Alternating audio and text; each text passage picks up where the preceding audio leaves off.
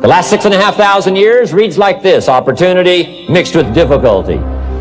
We've got a chance to grow like never before, but I'm telling you, there's going to be many enemies that's going to try to prevent us. Whatever threatens you, I'm asking you to threaten it back. Somebody wants to destroy your chances for a good future, walk away if you have to. Walk away. I had to leave my family. My family wasn't supporting them. I got to cut my family loose. It's okay. Oh, they all love me now. Everybody get a check every month. So you'll know when it's time to walk away from people. And some people you need to walk away from. The bigger your life gets, everything comes up at the same pace. The more people believe in you or like you, the more people hate you. The only way to avoid it is to stay down. If you lay dead, even the animals won't bite you. And you have to decide, are you so concerned about being bitten, or is there something pumping down inside of you that says, bite me or not, I'm getting up? Now, some of our enemies are on the outside. But here's the most important thing to understand: some of our enemies are on the inside. There's an old African proverb that says, if there's no enemy within, the enemy outside can do us no harm. Let me give you a quick list. Indifference. You got to do battle with your own indifference, especially if you've accomplished something, extraordinary. Now, somebody says, I got to relax. Here's the key: not too long. Indecision. Don't let much time go by without making some decisions. The ones that you can make quickly, make them quickly. The ones that take time, take your time. The next one is doubt.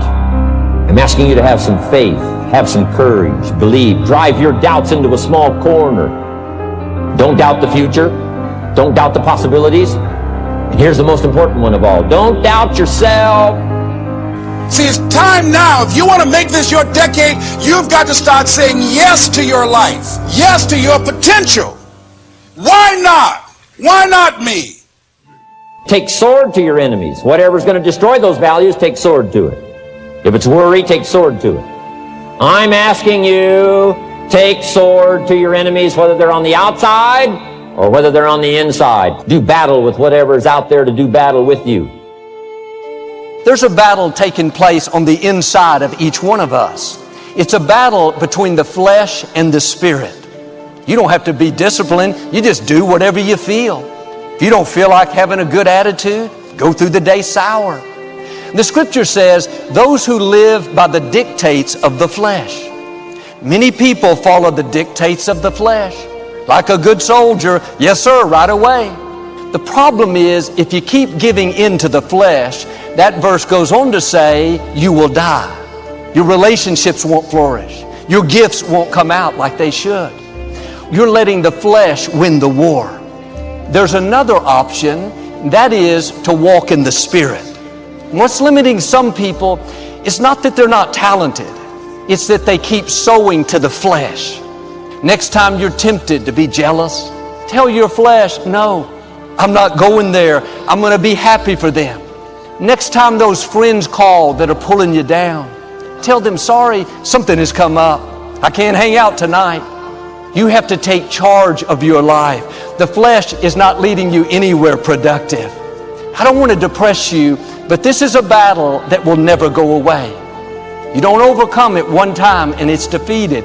It will come back again. Sometimes I have to pull myself out of bed and say, come on, Les. Things I shouldn't do, I do. I found that the biggest enemy you have to deal with is yourself. Are you winning the war within? Making decisions that honor God? Or are you letting the flesh win? Doing whatever you feel? Start sowing to the Spirit. Start taking the high road, doing the right thing when it's hard. That's when God can trust you with more. It's very shallow to live by how you feel. That's going to keep you from the greatness God put in you. Being disciplined is not easy. Not giving in to the temptation, getting up early to excel at work, that's difficult. Your flesh wants the easy way out. If you'll do the hard thing now, later on, you'll see blessings and favor that you've never seen. But the flesh always wants instant gratification. If I buy this item I can't afford, if I sleep in and skip work, I'll feel good right now. But it's important to think about later on. Now, I'm not saying we have to be perfect, but we should be growing. Take the flesh off the throne.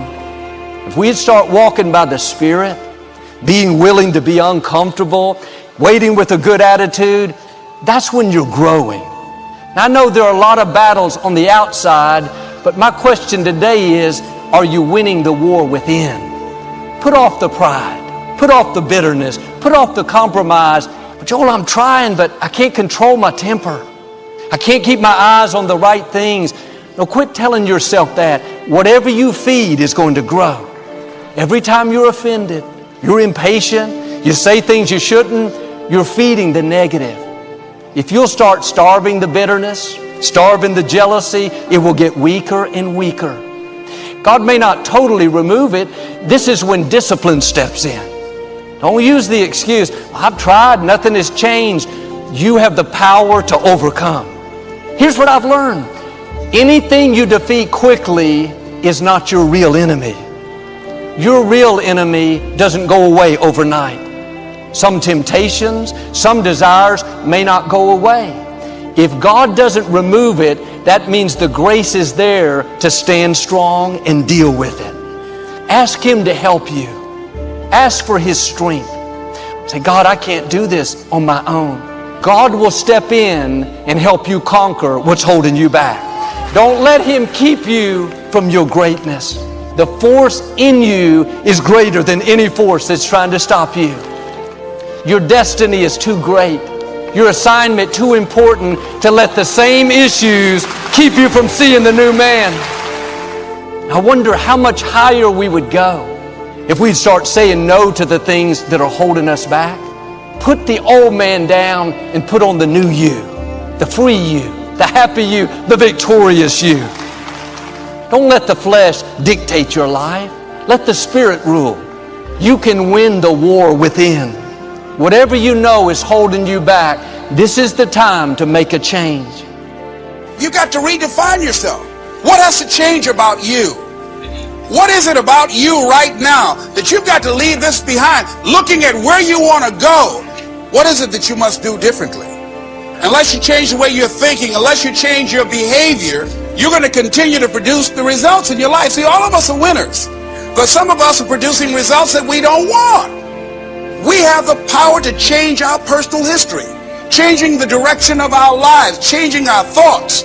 So you're the director, you're the producer, you're writing the script, you're the star of your life.